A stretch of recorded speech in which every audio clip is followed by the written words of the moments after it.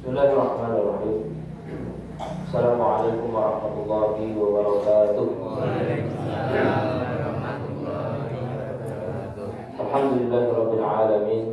Shalatu wassalamu ala Muhammadin wa ala alihi wa ashabihi ajma'in. Subhanaka la ilma lana illa ma 'allamtana innaka antal alimul hakim. Allahumma anfa'na bima 'allamtana wa 'allimna ma yanfa'una ya rabbal alamin. Allahumma ati nufusana taqwaha wa zakkiha anta khairun man zakkaha anta waliyuha wa maulaha amma ba'du. Kama rahimani wa rahimakumullah. Alhamdulillah, segala puji bagi Allah Subhanahu wa taala atas segala nikmat dan rahmatnya. Semoga Allah Subhanahu wa taala senantiasa memberikan kesehatan, keberkahan di kehidupan kita. Allah memudahkan kita untuk taat kepadanya, menjauhi larangannya, dan melaksanakan perintahnya. Salawat serta salam kepada Nabi kita Muhammad sallallahu alaihi wasallam, Nabi yang kita syafaatnya kelak di yaumil kiamat. Semoga kita termasuk umat yang betul-betul dikaruniai oleh Allah Subhanahu wa taala kelak baru itu bisa melihat wajah Rasulullah sallallahu alaihi wasallam di yaumil kiamat. Syukur-syukur Allah mengizinkan kita di kehidupan ini, pas kita tidur tiba-tiba mimpi. Mimpi ini ketemu Rasulullah sallallahu alaihi wasallam yang kita rindukan, Nabi kita Muhammad sallallahu alaihi wasallam.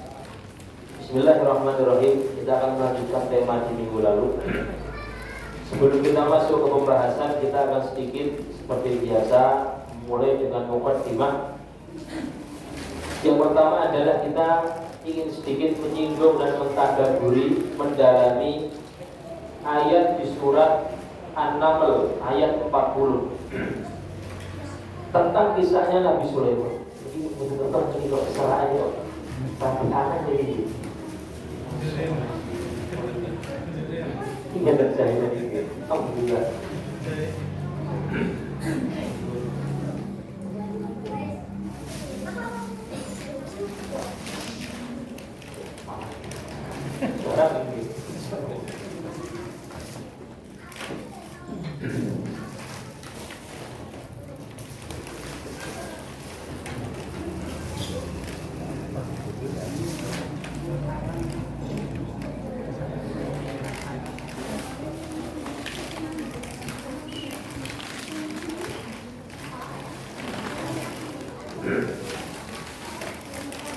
Tentang kisahnya Nabi Sulaiman alaihissalam, yang Allah Subhanahu wa taala ketika itu mengizinkan ada seorang hamba yang berdoa kepada Allah Subhanahu wa taala, sehingga Allah Subhanahu wa taala mengabulkan doanya dan mendatangkan singgasana Ratu Bilqis langsung di hadapan Nabi Sulaiman.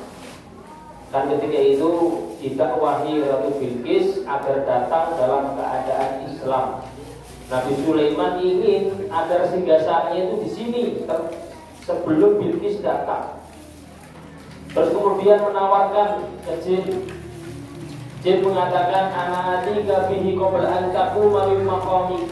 Saya bisa datangkan singgasananya sebelum kamu berdiri. Terus berkata seorang yang soleh, ana atika bihi qabla an yartadda ilaika tarfu. Saya akan mendatangkan singgasanamu sebelum engkau itu mengkedipkan matamu. Diriwayatkan Nabi Sulaiman mengangkat ke atas seperti ini, pas balik singgasana Bilqis sudah ada di hadapan Nabi Sulaiman. Nabi Sulaiman alaihissalam sangat terdiam, terpesona dengan nikmat yang Allah berikan. Ya Allah, lalu saya punya kerajaan. Ya kerajaan ini nggak nanggung-nanggung Pak. Ya kerajaan manusia, ya kerajaan jin, ya kerajaan hewan. Semua dimiliki Sulaiman. Nabi Sulaiman itu merupakan malakan Rasulullah. Ya raja, ya rasul. Ya raja yang punya kerajaan, ya utusan Allah Subhanahu wa taala. Melihat sebesar itu nikmat yang Allah berikan, dalam arti dalam kita bahas ini kita kaitkan adalah kekayaan Sulaiman yang sangat dahsyat itu. Sulaiman mengatakan sebuah perkataan, hadza min fadli rabbi liyabluwani a'ashkuru am akfur. Sesungguhnya ini ya Allah, saya punya kerajaan yang besar, punya nikmat yang banyak, rakyatku itu 3 jenis. Itu merupakan fadli rabbi, kemuliaannya kembali ke Rabbku, yaitu Allah Subhanahu wa ta'ala. Bukan karena kekuatanku, bukan karena kecerdasanku, tapi kembalinya ke Allah Subhanahu wa ta'ala. Tujuannya apa? Liyabluwani, untuk mengujiku sebenarnya itu. A'ashkuru, apakah saya bersyukur sehingga dengan banyaknya rizkiku ini, dengan banyaknya kenikmatanku ini, banyaknya rakyatku ini, saya itu lebih dekat kepada Allah Subhanahu wa ta'ala atau malah tambah jauh? Am akfur, atau saya malah mengkufurinya?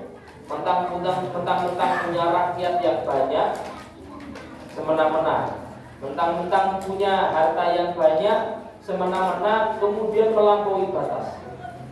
Maksudnya adalah, tadaburnya di kita adalah, karena yang kita bahas adalah harta di Bapak Ibu ini. Harta berapapun yang kita miliki, tujuannya adalah liyabluwani a'ashkuru am akfur. Muji kita semua Allah Subhanahu wa ta'ala. Mau tidak kita bersyukur dengan bertambahnya rezeki, bertambah juga kedekatan kita kepada Allah Subhanahu wa ta'ala, atau malah kita menyia-nyiakan itu, atau malah mengkufurinya? Bertambah rezeki kok ia malah tambah jauh, kok ia malah tambah tidak dekat dengan ilmu, tidak dekat dengan Allah Subhanahu wa ta'ala. Itu perlu kita tadabburi, perlu kita koreksi di kehidupan kita masing-masing. Memang Nabi Shallallahu Alaihi Wasallam itu sudah menggambarkan kita ini sekarang hidup di akhir zaman dia ini, di akhir zaman yang Rasulullah sudah mewanti-wanti sejak dulu. Di hadis Abu Hurairah dari riwayat Muslim dan Bukhari, bahwasanya Rasulullah Shallallahu Alaihi Wasallam bersabda, ya'ti 'alan nasi zamanun la yubalil mar'u ma akhadha minhu. Akan datang nanti suatu masa, yaitu di akhir zaman. Nabi belum melihatnya. Di masa Nabi itu belum banyak, ada tapi tidak banyak. Yaitu apa? Ma akhadha minhu, apa yang dia ambil itu dia tidak gubris. Caranya bagaimana, dari mananya, aminal halal, aminal haram. Apakah itu halal, apakah itu haram? Itu tidak lagi manusia memperhatikannya. Terus pokoknya itu kaya, pokoknya itu untung. Kalau untung pokoknya halal, padahal tidak. Yang diperintahkan oleh syariat adalah dicari yang halal, karena tujuannya agar kehidupan kita, harta kita itu bertambah berkah. Kehidupan kita itu kemudian diberkahi oleh Allah Subhanahu wa ta'ala. Meskipun sedikit tapi manfaat. Meskipun sedikit kita merasakan kepuasan di dalam hati, tidak malah kebingasan. Tidak pernah merasa puas, padahal sudah banyak tapi tidak puas. Dan itulah yang perlu kita bahas di bab riba itu ya, yang Allah mengatakan yamhaqullahu riba wa yurbis shadaqat. Dan Allah juga mengatakan alladzina ya'kuluna riba la yaqumuna illa kama yaqumul ladzi yatakabbaru syaitan dan mas. Orang yang bermuamalah dengan harta yang haram atau riba, dia itu tidaklah berdiri, kata Allah, kecuali berdirinya itu sempoyongan, seperti ngapunten orang yang kerasukan setan, tidak tegak mandiri. Begitu juga orang yang tidak memperhatikan hartanya halal atau haram, masuk riba, pokoknya gas itulah, itu biasanya tidak istiqomah di dalam perekonomiannya. Apapun itu, mau negara, mau instansi, seluruhnya biasanya ada. Mau pribadi kita masing-masing demikian. Kalau secara teori kita pengen banyak, selalu ingat Bapak Ibu, selalu ingat surat Al-Baqarah 276. Kita pengen banyak, kita pengen lebih, ingat Al-Baqarah 276, yang haqqullahu riba wa yurbis shadaqah. Allah Subhanahu wa ta'ala itu akan memusnahkan menghancurkan, membinasakan, menghabiskan riba, justru akan menyuburkan yang namanya sedekah. Kita ulang berkali-kali bahwasanya harta kita tidak akan habis karena sedekah. Justru kita sedekahkan malah bertambah di dunia, dan insya Allah panen di akhirat kelak, insya Allah. Sebagai bentuk kehati-hatian juga, Nabi Shallallahu Alaihi Wasallam memang betul-betul menekankan di dalam bab riba ini dahsyat apa itu. Dikatakan dalam sebuah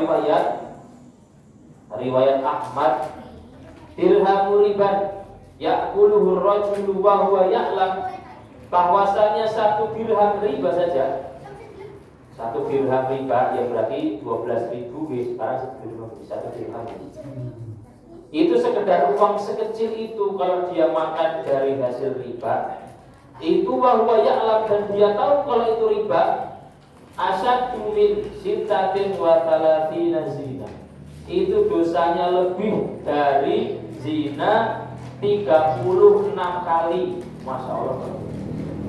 Terus bukan berarti tak zinawe lah gitu, boten ya. Dua-duanya haram. Maksudnya untuk menunjukkan bahwasanya harta riba itu dosanya dahsyat sekali. Di riwayat lain bahkan dikatakan bahwasanya ar-riba sab'una baban. Riba itu ada 70 pintu. Maksudnya adalah model macam-macamnya itu banyak. Yang paling ringan aisaruha itu an yasmiyar rajulu ummah. Dosanya seperti seorang itu ngapunten zina dengan ibunya. Ini dosa paling ringan dari riba. Zina dengan ibu itu kan keji secara sosial, secara adat, dan juga haram sangat secara syariat. Nah, dosanya itu dengan riba yang paling rendah itu sama sekali. Apalagi riba yang paling dahsyat. Menunjukkan bahwasanya betul-betul kita pelajari ini untuk mengambil kehati-hatian di dalam kehidupan kita agar tidak terjerumus ke dalam dosa, agar terhindar dari keharaman riba, dan agar menjadi keberkahan di kehidupan kita. Baik, kita masuk ke teorinya Bapak Ibu ini. Bismillahirrahmanirrahim. Masih di dalam penjabaran yang sama yang kita jabarkan di pertemuan yang lalu, yaitu ada rupiah, kemudian ada emas, kemudian ada perak, tiga ini, terus kemudian ada gandum, terus kemudian ada kurma, garam, langsung saja kita beras, tiga ini di masalah alat tukar, ini di masalah makanan pokok, Yang dulu kita bahas adalah di riba tambahan. Nomor 1 dulu ada namanya riba tambahan. Tukar emas takarannya harus sama, dan itu sudah kita bahas. Yang kedua ada di riba nasak, yaitu riba jangka jarak atau jangka waktu. Yang kaedahnya kalau seandainya kita bermuamalah berjual beli dengan 3 item yang sama ini, rupiah dengan emas, rupiah dengan perak, gandum tukar kurma, gandum tukar beras, maka tidak boleh ada jangka jarak, harus seketika itu diterima satu sama lain. Tidak boleh ada yang namanya jangka. Emas saya terima sekarang, rupiahnya besok. Ini tidak boleh. Ini masuk ke dalam riba jangka. Nabi mengatakan kalau seandainya kalian beli emas dengan emas atau emas dengan perak, maka harus langsung. Boleh beda jumlah emas, jumlah perak, jumlah rupiahnya ketika ditukar, tapi harus seketika itu juga. Prakteknya di kita sekarang ini, yang marak ini di kehidupan kita adalah jual beli emas. Sistemnya apa? Online, emas online. Kan itu tadi mungkin tek Shopee itu kata nggak mas? Yang Instagram, Shopee, apapun itu mereka menjual emas di Jakarta misalnya. terus kita beli dengan transfer, apakah emas kita terima seketika itu juga? Tidak mungkin. Butuh jarak sehari, 2 hari, 3 hari. Nah, yang seperti itu tidak diperbolehkan oleh syariat. Kenapa? Karena ada kemungkinan hari besok, besoknya lagi emas naik ataupun turun. Nah, dari situ dilarang dan itu dinamakan riba oleh Nabi Muhammad SAW ketika ada pertukaran di jenis yang sama ini, rupiah ke emas atau emas ke perak, dan ada jarak. Sekali lagi, kita ulangi terus nih, perkaranya bukan perkara sedikit atau banyaknya, atau ikhlas atau tidak ikhlas. Aku ikhlas orang ngomong. Nanti ada emas naik yo, alhamdulillah, naik turun yo, alhamdulillah tambahan. Tidak seperti itu perkaranya, Pak. Perkaranya bahwasanya yang seperti itu telah ditetapkan oleh Rasulullah itu haram. Kalau sudah haram, dan itu haramnya kenapa? Masalahnya riba haramnya itu gitu. Dan kalau sudah riba, dosanya seperti tadi itu. Yang paling minimal adalah alhamdulillah gitu, seperti zina dengan orang tua. Nah, maka praktek jual beli emas secara online seperti sekarang ini itu tidak diperkenakan di dalam Islam. Saya sering ditanya sama orang-orang yang jualan emas itu. Nah, terus tidak yang Jogja harganya lebih murah ya. Di Jakarta lebih murah daripada kita pulaan di sini jual beli antam itu gitu. Mas-mas perdagangan itu. Terus ada caranya nggak? Ada caranya. Caranya bagaimana? Kamu silahkan cari orang di Jakarta atau cari kumpulan di Jogja, cari orang di Jogja. Yang di Jakarta sama di Jogja itu adalah ya Allah, butuh jahe ini.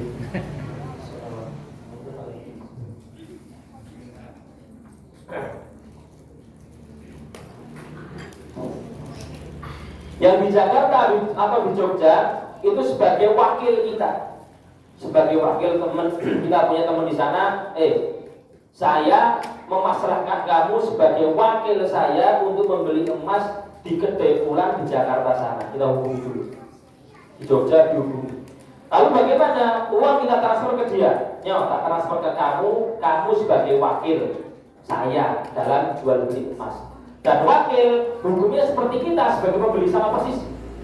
Terus kemudian dia yang ngambil emasnya, beli secara langsung cash tanpa kredit, dibayar seketika itu juga, baru dikirim ke kita. Nah, seperti itu boleh.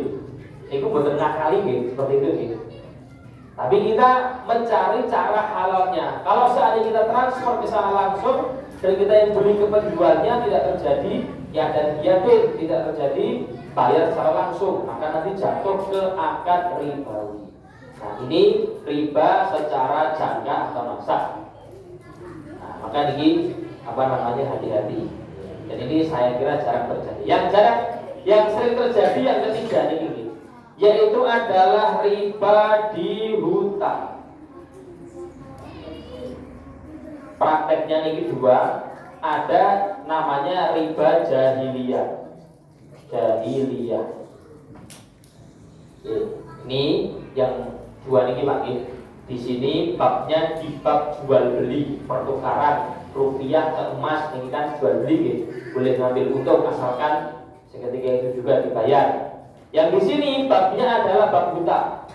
Ingat Pak, dulu pas kita bahas di kurban itu, di masalah apa itu panitia itu, bahwasanya di kehidupan kita ada yang namanya akadnya akad sosial, ada yang namanya akadnya akad komersil, yaitu jual beli itu. Di akad komersil ya kita boleh mencari untung, di akad sosial tujuan kita memang bantu. Ya, kita tanya Pak, ngutang ini di akadnya apa nih Pak? Sosial atau komersil? Kita memberikan utang ke orang lain, niatnya itu sosial, membantu atau nyari untung. Sepakat dia membantu gitu. Nah, kalau asal nyari untung dengan itu harusnya membantu. Dua-duanya. Di hutang ini secara syariat akadnya adalah akad sosial. Jadi Tidak boleh ada untung di hutang karena secara akadnya membantu. Lah kita yang dihutangi, ya terserah kita. Kita membantu atau tidak membantu, kebijakan siapa nih Pak? Ya kita sendiri. Kita dihutangi sama orang dan kita yakin gitu. Yakin yang dipinjam niku balike sebuah kapan mungkin. Ya kita berhak saja. Nantilah koyo ya. Aku sakit berduwe. Ngeles ngoten. Boleh-boleh saja. Tapi kalau kita punya kelonggaran, ya dikuatkan dengan hadis yang memudahkan perkara orang lain akan dimudahkan perkaranya kelak di hari kiamat seperti itu. Itu makanya akadnya adalah akad sosial. Dulu di masa jahiliyah, kita bahas pertama ini riba jahiliyah. Kata Zaid bin Aslam, landasannya hadisnya Zaid bin Aslam. Dia menceritakan bahwasannya riba di masa jahiliyah dulu itu adalah dengan orang meminjamkan ke orang lain sebuah harta dengan masa tertentu. Katakan misalnya 1 juta. Kalau saya pinjam 1 juta, nanti kamu bayar 1 bulan. Nominalnya 1 juta, jaraknya 1 bulan, akadnya sosial dan hutang. Dan dia harusnya dikembalikannya 1 juta di 1 bulan. Ketika jatuh temponya, orang itu didatangi. Mana 1 jutanya? Atau gitu. Biasanya ngelasnya berikut Pak. Besok insya Allah. Nah, memang kita belum dari hutang Pak. Doanya Nabi SAW ketika di tahiyat akhir niku ada tambahan wa minal ma'tami wal maghrab, ya Allah jauhkanlah saya dari tempat-tempat yang mudah bermaksiat. Kita sudah berusaha tidak maksiat tapi di lingkungan yang ngoten ya lagi. Wal maghrab, dan hindarkanlah dari hutang. Karena kalau sudah hutang itu kalau ngomong biasanya dusta. Sudah dusta ikuti dusta lagi. Dusta ditutupi dengan kedustaan. Buat kelas-kelas.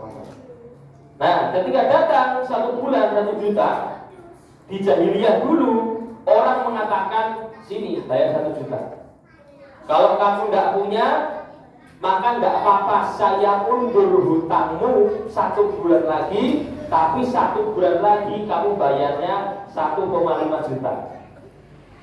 Nah, seperti ini adalah riba di masa jahiliyah. Nah, 0,5-nya niki 500.000 niki, inilah yang dikatakan sebagai tambahan riba.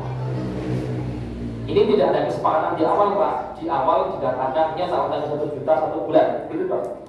Pas jatuh tempo didatangi, terus kemudian ditagih, tidak bisa bayar. Ketika tidak bisa bayar, langsung seketika dikasih tambahan 500.000. 500.000 atau berapapun itu jumlah tambahannya, ini yang disebut sebagai riba jahiliyah. Dan ini diharamkan di syariat. Terus bagaimana harusnya? Nah, ini kita ngomong harusnya nih. Kalau seandainya kita menagih hutang ke teman kita terus belum punya, belum bisa Pak. Yo, kalau kita pakai dari syari karena akadnya akad sosial, akadnya membantu, tujuannya adalah akhirat, pakai hadis wa man yassara ala mu'sirin yassarahullahu fid dunya wal akhirah. Hadis riwayat Bukhari. Dan barang siapa yang memudahkan orang yang belum bisa bayar hutang, nanti tidak apa-apa. Tapi yakin itu tidak salah butuh ya. Nanti tidak apa-apa. Itu yassara ala mu'sirin. Dia memudahkan kesulitan orang yang belum bisa bayar hutang dengan ikhlas, dengan legowo. Kata Rasulullah SAW, akan dimudahkan perkaranya di dunia dan di akhirat. Kembali lagi karena akadnya sosial, membantu. Dan ini praktek riba yang seperti ini yang sekarang terjadi ini. Ini kita mudah-mudahan ini paham Pak. Yaitu biasanya di denda kredit. Ada biasanya gitu. Yaitu misalnya kita punya kartu kredit, terus kemudian kan biasanya pakai dulu, nanti kemudian dibayar sekian, jatuh tempo kita belum bisa bayar, biasanya dikasih denda entah itu 5%, 3%, tidak banyak sebenarnya, tapi masalahnya ini riba. Nah, denda kredit di jatuh tempo yang belum bisa terbayarkan, terus otomatis bertambah itu nominalnya, lah ribanya itu di situ, dan itu ini di dalam apa namanya. Terus bagaimana? Masalah kredit itu kan kembalinya ke gaya hidup Pak. Kita ya kita untuk belajar nata pribadi kita, kalau memang belum punya saya tenang ngempet saya tenang itu untuk ambil jadi biasanya. Pengennya kita tampil dipandang orang itu gue padahal GKB ngutang kan seperti itu. Maksudnya adalah ya kembali ke kita menata diri kita untuk mencukupkan dengan apa yang Allah berikan. Belum bisa untuk beli, belum beli, tidak usah beli, nahan diri, ya kan belum punya. Memang belum bisa makan enak, tidak harus pakai kartu kredit sehingga nanti akan jatuh ke dalam riba. Makan seadanya. Itu kembali untuk memperbaiki diri kita sendiri, mencukupkan untuk melatih diri kita. Dulu kita bahas mengenai rasa qanaah, cukup dengan apa yang Allah berikan, tidak harus menampilkan diri kita di hadapan manusia. Dan ini pokok penyakit utamanya ini Pak, tidak memiliki qanaah ini. Terus pengen menunjukkan gaya hidup yang berbeda, yang berkemewahan, kemudian jatuh dia ke dalam hutang yang namanya riba. Ini praktek yang pertama. Kemudian praktek hutang yang kedua adalah sebuah kaidah. Sebuah kaidah yang ini hadis tapi hadisnya lemah, cuma jadikan kaidah oleh para ulama, yaitu adalah kullu qardin jarra manfaatan. Kullu qardin jarra manfaatan. Setiap hutangan yang ada manfaat maka bahwa riba. Setiap hutang, setiap pinjaman yang setelahnya menimbulkan manfaat, apapun manfaatnya dan berapapun manfaatnya, maka itu riba. Yaitu adalah manfaat di garis poin besar ini yang disyaratkan. Manfaatnya disyaratkan. Ketika manfaatnya disyaratkan, maka ketika itu terjadilah yang namanya riba. Contoh misalnya, Fulan pinjam ke saya uang 1 juta, ingin dikembalikan 1 bulan. Saya bilang ke dia, saya pinjemi kamu uang 1 juta,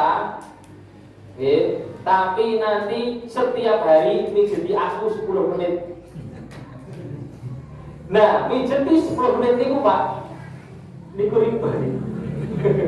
Maksud iki 10 menit mijeti itu masuk ke riba karena disyaratkan di awal dan berupa yang namanya manfaat.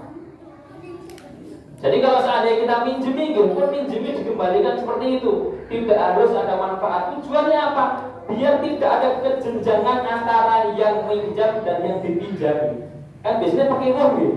Ada bintang kayak gimana gitu. Nah, maka ini dibatalkan oleh Islam. Tidak boleh ada manfaat apapun di dalam peminjaman yang disyaratkan. Tadi manfaatnya berupa jasa, atau manfaat berupa tambahan, atau berupa nominal. Saya pinjami kamu 10.000, kembalikan setelah sebulan 12.000. Lah, 2.000-nya ini manfaat. Dan manfaat ini disyaratkan di awal. 10.000 kembalikan 12.000. Ketika disyaratkan di awal, lah maka ini terjadi yang namanya riba. Tapi jika tidak disyaratkan, maka tidak riba. Ini yang biasanya salah dipahami. Misalkan Pak, kita pinjam ke orang 1 juta, kita kembalikan, alhamdulillah perkara kita selesai, kita punya rezeki lebih. Yang 1 juta itu kita kasih 1.200.000. 200 ini riba betul Ibu? Riba betul ini? tidak riba. Bukan riba, bahkan ini namanya adalah pinjaman yang baik. Bahasa Qur'annya al-qardul hasan, balasan yang baik. Oh, alhamdulillah dulu pinjami saya di dalam kesulitan dan dia tidak nyarang loh, gitu. Yang kita pinjami tidak mensyaratkan loh, gitu. Saya sekarang sudah mudah perkaranya, saya sekarang sudah lapang rezekinya. Sedekah ke dia, tak kasih 1.200.000. Biasanya niki sing diutangi nek boten paham, kamu kok 200.000. Kamu riba kok. Kayaknya tak beleke. Ya wis alhamdulillah gimana deh.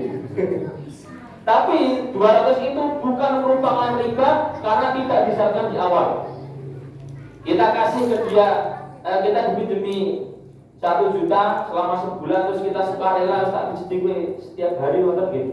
Tidak apa-apa, bukan riba karena tidak disyaratkan. Nah, kaidahnya adalah setiap hutangan pinjaman yang nanti mendatangkan manfaat yang disyaratkan, apapun manfaatnya, apapun gini, mau itu berupa harus pinjami motor, dipakai motornya, dipakai jasanya, keringat dia, tambahan nominal, apapun itu jenis manfaatnya, maka itu nanti masuknya riba. Fahuwa riba, kullu qardin jarra manfaatan fahuwa riba. Nah, ini riba di hutang yang biasanya terjadi. Nah, populernya kan kalau pinjam 1 juta akan kembalikan 1.200.000, atau nanti pinjam 1 juta nanti bunganya setiap setiap nanti bulan atau setiap sekian persen, seperti itu. Oke. Kemudian setelahnya ini riba di tambahan, riba di nasak, riba di hutang, dan riba di jahiliyah, hutang jahiliyah. Kita akan bahas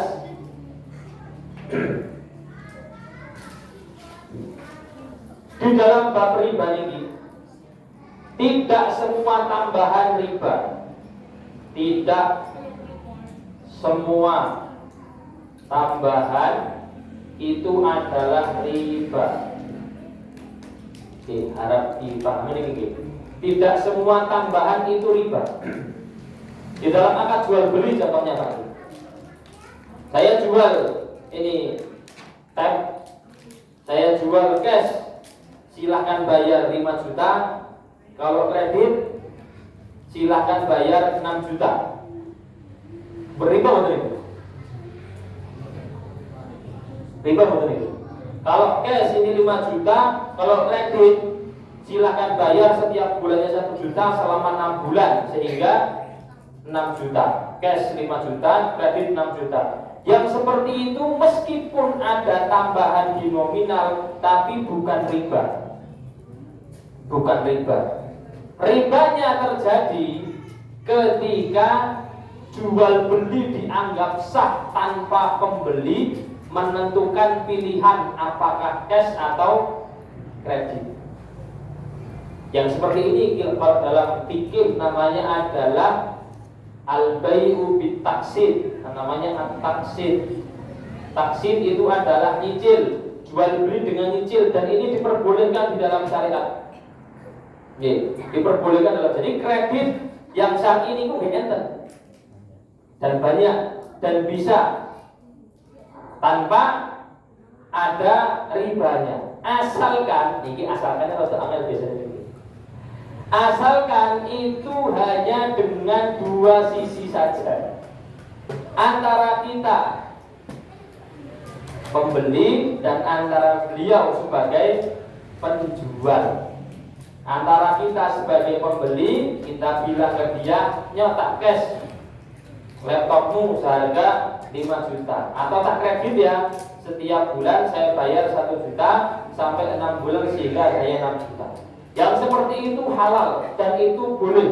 Kita dapat manfaat cash dengan harga murah, kredit dengan harga agak mahal, tapi kan cicil setiap bulan. Yang tidak diperbolehkan ketika ada sisi lain, ketika ada pihak ketiga, dan pihak ketiga ini masuk ke dalam hutang tadi Pak. Nah, masuknya ke dalam hutang dulu sehingga ada manfaat setelahnya. Kan biasanya ngoten gitu. Ya, itu adalah misalnya yang sering terjadi kita ini ibu-ibu gitu. Akhir bulan saldo tidak ada tuh gitu. Yang Shopee Pay itu, yang Pay Later macam-macamnya harus beli online. Terus kemudian terpaksa untuk beli dengan ngutang. Ngutangnya bukan ke penjual, tapi ngutangnya ke aplikasi Shopee. Ngutangnya ke aplikasi Shopee, kita beli, nanti dibayarkan Shopee. Penjual menerima uangnya cash.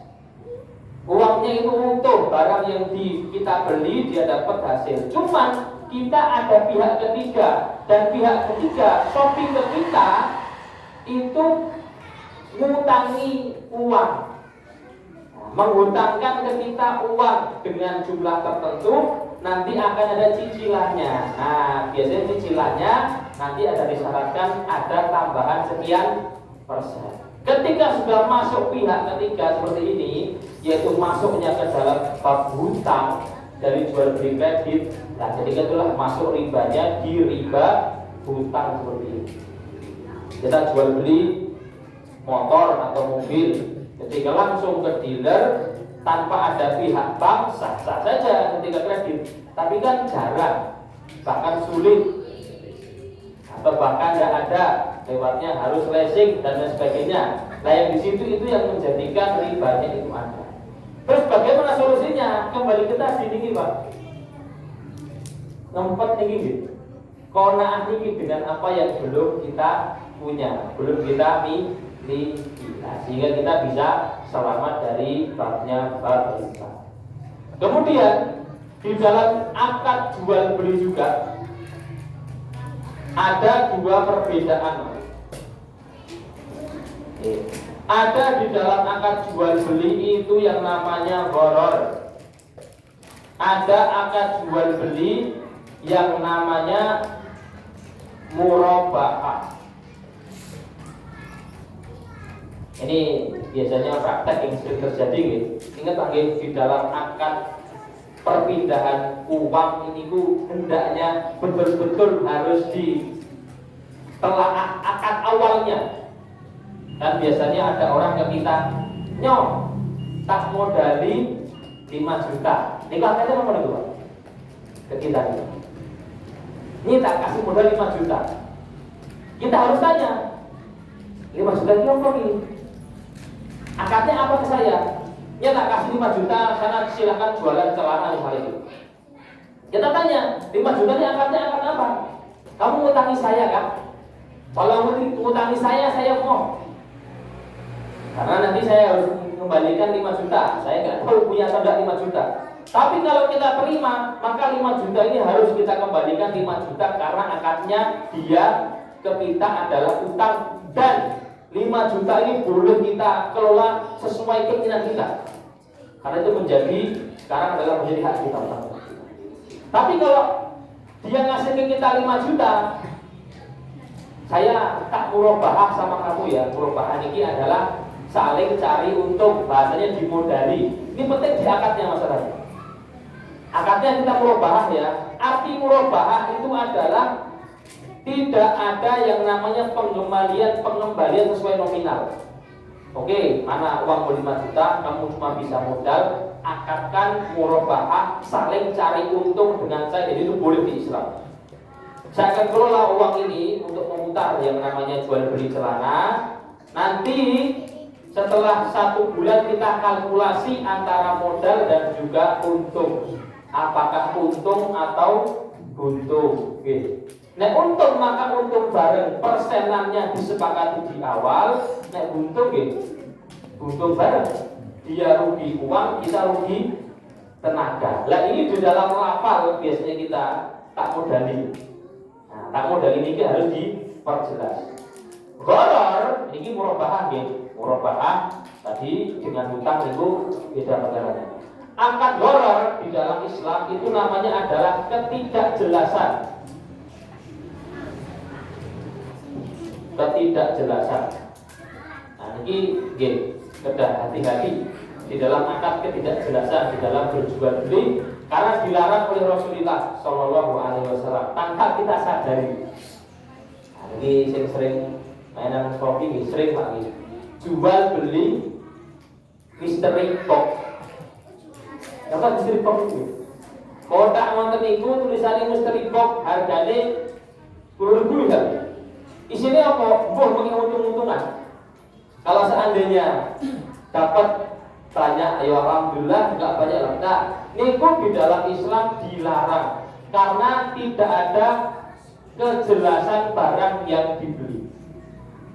Barang yang dibeli harus jelas sifatnya, jelas apanya, jelas bagaimananya, terus kita beli. Dan kita tidak boleh membeli barang seperti ini karena ketidakjelasan. Kalau dulu di masa Nabi, di masa Nabi, itu prakteknya adalah dengan menjual tanah. Iya Pak, praktek jual tanah di masa Nabi itu agak unik di masa jahiliyah. Ngambil batu, tak beli tanahmu misalnya 5 dinar. Berapa? Sak kamu melempar.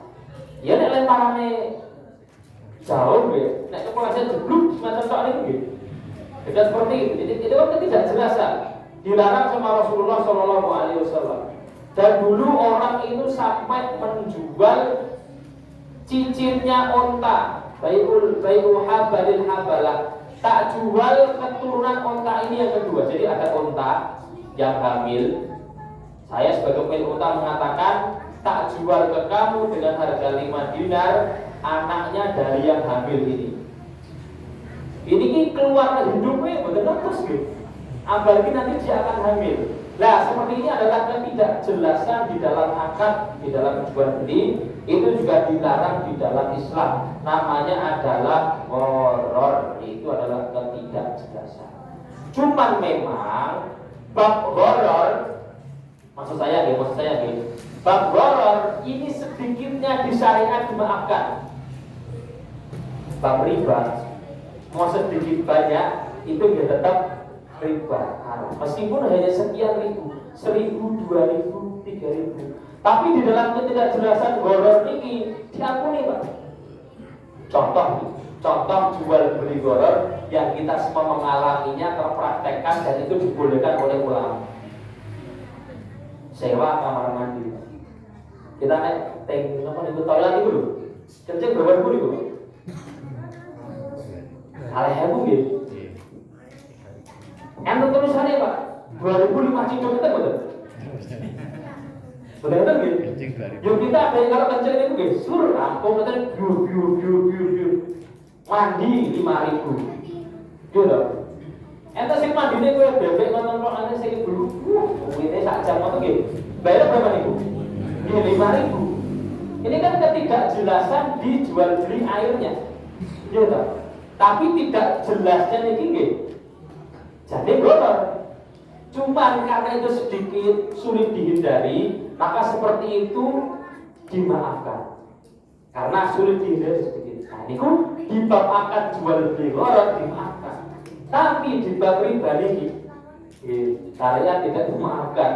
Masalahnya demikian. Mau itu sedikit, mau itu banyak, riba tetaplah riba. Maka kita tidak melihat ke sedikitnya riba, tapi kita melihat ke dosanya riba yang tadi kita utarakan. Yaitu adalah paling sedikitnya seperti zina dengan ibu. Di dalam maksiat juga demikian Pak. Ini kita keluar sedikit untuk dengan ini. Di dalam maksiat kita tidak melihat sekecil apapun maksiat, tapi kita melihat siapa yang kita maksiati. Gusti Allah yang kita maksiati, Allah Subhanahu wa Ta'ala. Jangan melihat kecilnya maksiat, tapi lihatlah siapa yang kau maksiati. Jangan melihat kecilnya taat, tapi lihatlah dan Allah yang Maha Rahmat yang memberikan surga kepada kita. Semoga kita dihindarkan dari dosa-dosa yang kecil ataupun besar, sehingga kehidupan kita bisa berkah, dimasukkan dalam surganya Allah Subhanahu wa Ta'ala. Aqulu qouli hadza, barakallahu fikum. Assalamualaikum warahmatullahi wabarakatuh.